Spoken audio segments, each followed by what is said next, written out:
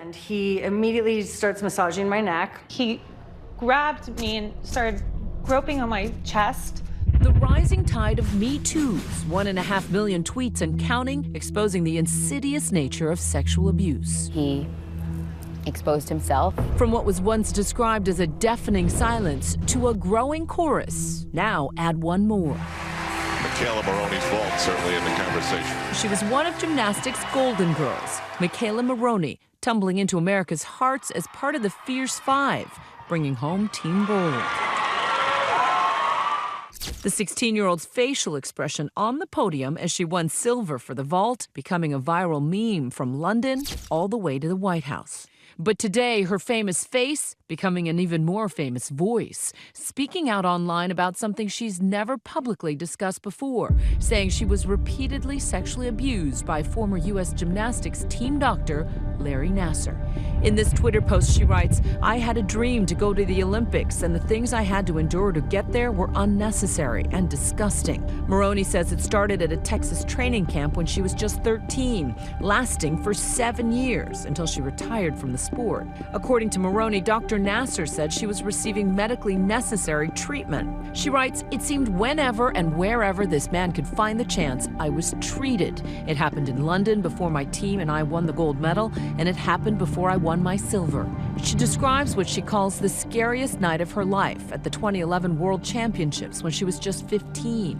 "I had flown all day and night with the team to get to Tokyo. He'd given me a sleeping pill for the flight, and the next thing I know, I was all alone with him in his hotel room getting a treatment.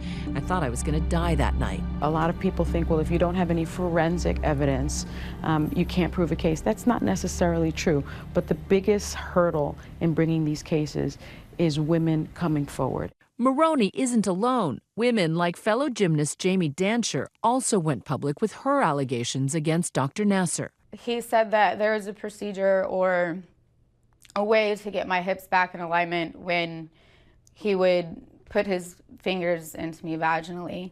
I was so miserable because I felt like I got in trouble every day for something else. I had no idea back then that he was doing something wrong.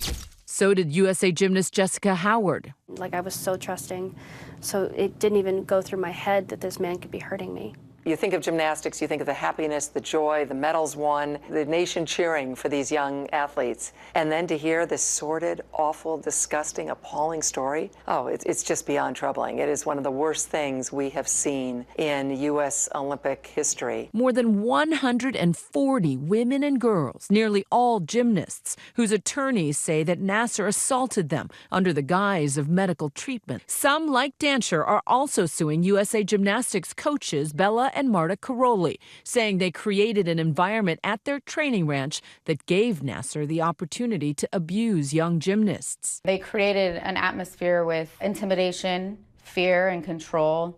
You know, we weren't really allowed to talk. They controlled what we ate. They controlled when we spoke. Earlier this year, a spokesman for the Carolis told ABC News, quote, "They vehemently deny the allegations made against them and the existence of a toxic environment. The Carolis did not have any knowledge of any complaint from anyone concerning any athlete's alleged mistreatment by Dr. Nassar until they learned of his dismissal from USA Gymnastics during the summer of 2015. California attorney John Manley represents many of the accusers, including Dancher and Howard. What Nassar did is came in with a sunny personality, I'm a nice man, you can trust me, gave the kids candy, listened to their problems, and they liked him, and they trusted him. And he used that trust to disguise sexual assault as medical treatment. He was very nice, and he was on the gymnast side. You know, he cared about what you were going through, you know, so he was kind of a break from all of the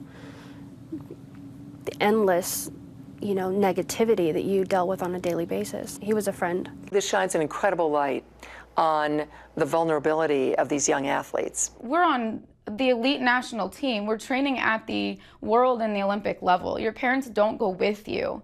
And they trusted USA Gymnastics to make sure that they were protecting us. Dr. Nassar was in my room late at night giving me treatment in my own bed. With a prestigious clinic at Michigan State University and after nearly 20 years with USA Gymnastics, Dr. Nassar is now serving time in prison after pleading guilty to 3 federal child pornography charges this past July. Dr. Nassar will spend the rest of his life in prison. Nassar is being sentenced in December and faces up to 60 years in prison for those crimes alone. But he still faces 33 charges of criminal sexual conduct in Michigan. His attorneys did not respond to ABC's request for comment on the new allegations by Maroney. Today, the organization vowing to improve policies towards sexual abuse in a statement saying USA Gymnastics admires the courage of those like McKayla Maroney who have come forward to share their personal experiences with sexual abuse. We, like so many others, are outraged and disgusted by the conduct of which Larry Nassar is accused. I think we're going to see a cultural change. We first started talking about sexual harassment with Anita Hill. Remember that. Then I think the next real shift came when Gretchen Carlson came forward about Roger Ailes. And then you see Bill O'Reilly, you see Eric Bolling, Bill Cosby, Harvey Weinstein, and now you're seeing the USA Gymnastics team, also many gymnasts coming forward. And the Me Too movement seems to be showing no signs of slowing down. Today, McKayla Maroney writing, people should know that this is not just happening in Hollywood, this is happening everywhere. Wherever there's a position of power, there seems to be potential for abuse. Abuse that Sunny Hostin says America may no longer be willing to tolerate. If you are a sexual offender, you need to beware, because the authorities are coming for you, the women are coming for you, and society is not going to stand for it anymore. For Nightline, I'm Juju Chang in New York. Hi everyone, George Stephanopoulos here. Thanks for checking out the ABC News YouTube channel. If you'd like to get more videos, show highlights, and watch live event coverage, click on the right over here to subscribe to our channel, and don't forget to download the ABC News app for breaking news alerts. Thanks for watching.